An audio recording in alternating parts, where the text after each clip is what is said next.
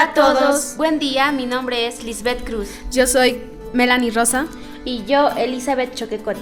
Nosotras somos estudiantes del quinto grado de la institución educativa secundaria José Antonio Encinas Franco, del centro poblado de Villa Yenapata, de la provincia de Yunguyo. Les damos una cordial bienvenida a otro episodio más de mi obra favorita. En nuestro podcast de hoy les presentamos un libro muy interesante, por si te gusta el curso de historia y las clases no son suficientes. Por si tienes algunas dudas y tienes miedo de preguntarle al profe. Por si solo tienes curiosidad y quieres saber un poco más. Que redoblen los tambores. Porque nuestra obra favorita de hoy es 200 años después. Los escolares preguntan y los historiadores responden. ¡Eso es! ¡Que vive el Perú, señores! Este libro fue publicado por el Proyecto Especial Bicentenario de la Independencia del Perú, que es una organización que formula y gestiona diversas actividades relacionadas con la conmemoración de los 200 años de la independencia de nuestro país. El libro que hoy les damos a conocer, al principio fue un libro digital, lo podías encontrar en internet, luego ya en el 2021 se publicó su versión física en la ciudad de Lima en el mes de mayo.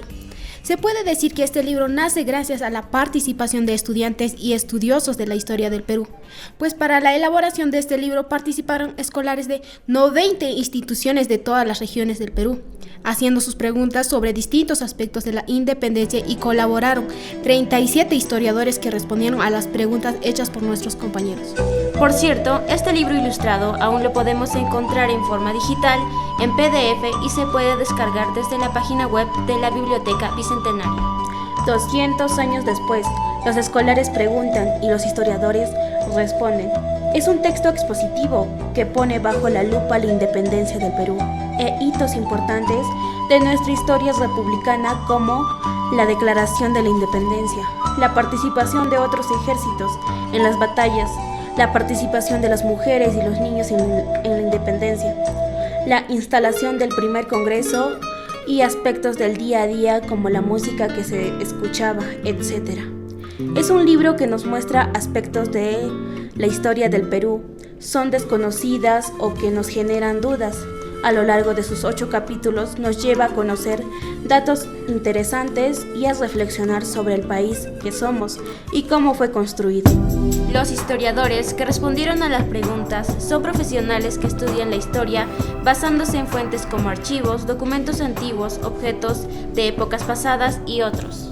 Por ejemplo, Carmen Maqueboy, que es una historiadora peruana que investiga la historia política e intelectual del Perú, desde la fundación de la República hasta la Guerra del Pacífico y que actualmente trabaja en Estados Unidos en la Universidad de Sewanee del Sur.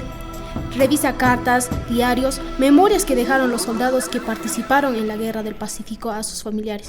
O Nelson Pereira, que es un historiador ayacuchano, que trabaja en la Universidad Nacional San Cristóbal de Huamanga. Investiga la participación de los campesinos en la Guerra del Pacífico, la participación política de los campesinos en la formación del Estado peruano y la historia regional.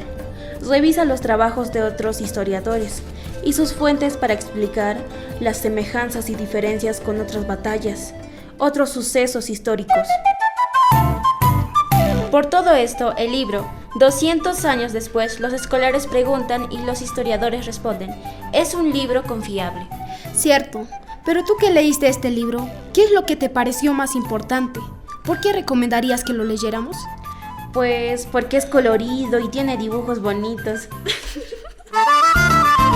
Fue lo primero que me llamó la atención, pero no lo único. Por ejemplo, a mí me pareció interesante leer la pregunta, ¿por qué siguió habiendo esclavitud luego de la independencia? Y ante esta pregunta hecha por Luciana Cadenas, de 14 años, Maribel Arelucea responde que las nuevas repúblicas discutieron sobre mantener o no la esclavitud. Los libertadores San Martín y Bolívar rechazaron la esclavitud, pero no dieron ninguna ley para eliminarla. Resolver el tema de la esclavitud no dependía de la decisión de una persona. El Perú, al ser un estado joven, no tenía suficientes recursos para comprar a todos los esclavos y liberarlos. Tampoco podían eliminar el tributo indígena.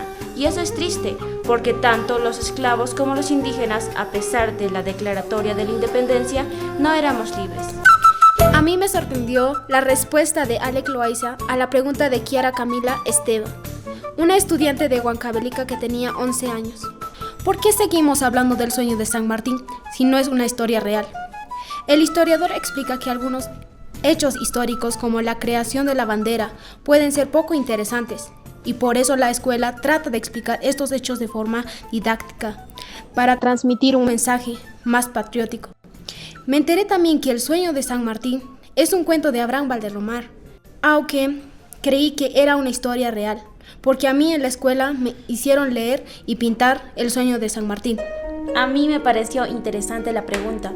¿Participaron niños en la guerra? Que fue hecha por un estudiante de 14 años del departamento de Amazonas y que fue respondida por la historiadora Natalia Sobrevilla.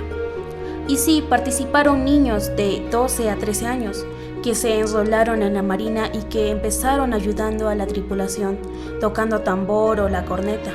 Participaron también como mensajeros y hasta espías, escuchando las conversaciones del enemigo. Yo nunca me imaginé que siendo menores de edad participarían en una lucha y espiando a los enemigos, que es tan peligroso.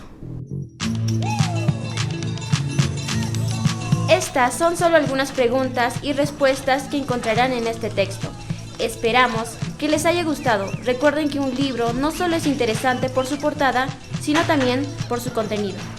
Dale y date la oportunidad de leer 200 años después. Los escolares preguntan y los historiadores responden. Hasta nuestro próximo episodio. Los esperaremos con otro libro que será mi obra favorita.